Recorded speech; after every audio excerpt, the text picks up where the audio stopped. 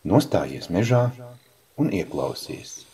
Starp čabošajām lapām, mutuļojošo upīti un putniem, kas dzied savas dziesmas, vējš nes stāstus par laiku, kad cilvēks ar meža māti satikās. Meža māmiņa sasauca visus savus bērnus kopā un lūdza pieskatīt viņas zemes, lai uz brīdi varētu pati atlaisties. Cilvēks bija pirmais, kas lieca galvu un solīja uzņemties šo godu, uzraudzīt katru augu, katru sēni, katru kukainīti, katru rāpuli, abinieku, putnu un visus zīdītājus, un dod mežam atpakaļ tik, cik pats paņēma. Meža māmiņa noglāstīja cilvēka galvu, dāvinot tam saules starus, kas rotaļājās koku lapās, izkaltušus kuju smaržu, pirmās rases lāses uz ogu mētrām un putnu dziesmas, kas pavadītu ikdienas darbos, bet pati devās noliet galvu ķērpjus pilvenā. Bet kas tur ēnā stāv, atspiedusies pret nokautušo koku? Nāve! Kamēr cilvēks solīja rūpēties par trauslo dzīvību, nāve zināja, cik viegli ir krist kārdinājumā, sniegties pēc visa un nepamanīt to, kas pazūd.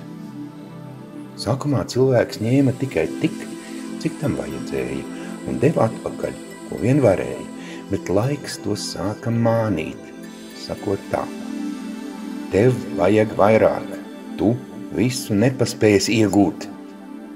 Tā cilvēks aizmirsa savu solījumu rūpēties par katru sugu, un tās sāka pazust. Laiks cilvēkiem un dabai ritēja citādi, tādēļ nāve nepaspēja pat durvis pavērt, kad tās priekšā jau stāvēja mazie un lielie. Pirmie atnāca bezmuguru kalnieki, tiem sekoja vardīti, skrūpji, ķirzaks un čūskas, putni pa vienam sāka sēsties uz nāves pleciem, un tad arī dzīvnieki sāka šķērsot upīti pār nokautušajam kokam, lai pie nāves sliekšņa sūdzētu savas bēdas. Nāves māja bija apaugusi ar retām sūnām un sēnēm, augiem, kas būtu atklājuši cilvēkiem zāles pret smagām slimībām. Veci koki, kas tika apmeloti kā nevajadzīgi esam mantkārīgo rokās, tagad ieskāva nāves namu.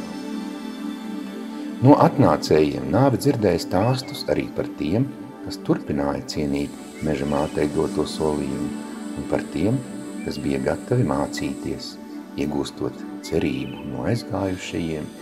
Nāve devās dalīties meža stāstā ar visiem, kas bija gatavi klausīties un ieraudzīt patiesību. Viņa uzlika roku uz ozola un lika tam novecot. Ozols auga lielāks, zem tā saknēm rušinājās kāpuri, pa mizu rāpoja vabolītes un zaros dzīvojās mazie putniņi. Acu priekšā koks kļuva vecāks, bet dzīvība tajā tikai auga. Ozolam nokalt un krita zāri, kuri apauga ar sūnām un sēnēm. Zaķis pie tā paslēpās no lapsas. Uz sūnām viesojās gliemeži, skrējēja vaboles, ķirzakas, un pēc tam uz maltīti ieradās meža cūkas. Augstāk stumbrā dzīvoja kāpuri, kurus dzēņi labprāt aplasīja, izskaļot lielus dziļus dobumus. Dobumā ievācās vāvere un izveidoja sev līgzdu.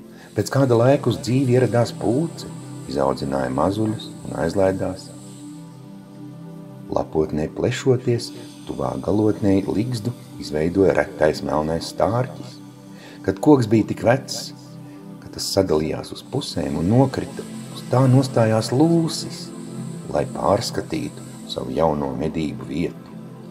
Drīz viss ozols sadrupa un ar laiku sadalījās. Nu, to kā barības vielu izmantoja tā atvases, jaunie ozoliņi. Un tā nāve iet no koka uz koku, no auga uz zaru, rādot, kā dzīvība virmo it visur. Un arī tad, kad viņa ir savu padarījusi, tā rada augsni jaunajam. Šo stāstu var redzēt ik katrs, kas nostājas mežā un ir gatavs skatīties. Esi kā vējš, nes šo stāstu tālāk, palīdzi meža mātei atpūsties un samazināt ciemiņu skaitu pie nāves namdurvīm. Saudzēsim dabu, saudzēsim lielos vecos kokus un tos, kas nokautuši. Iesim dabā ar izpratni. Iesiet!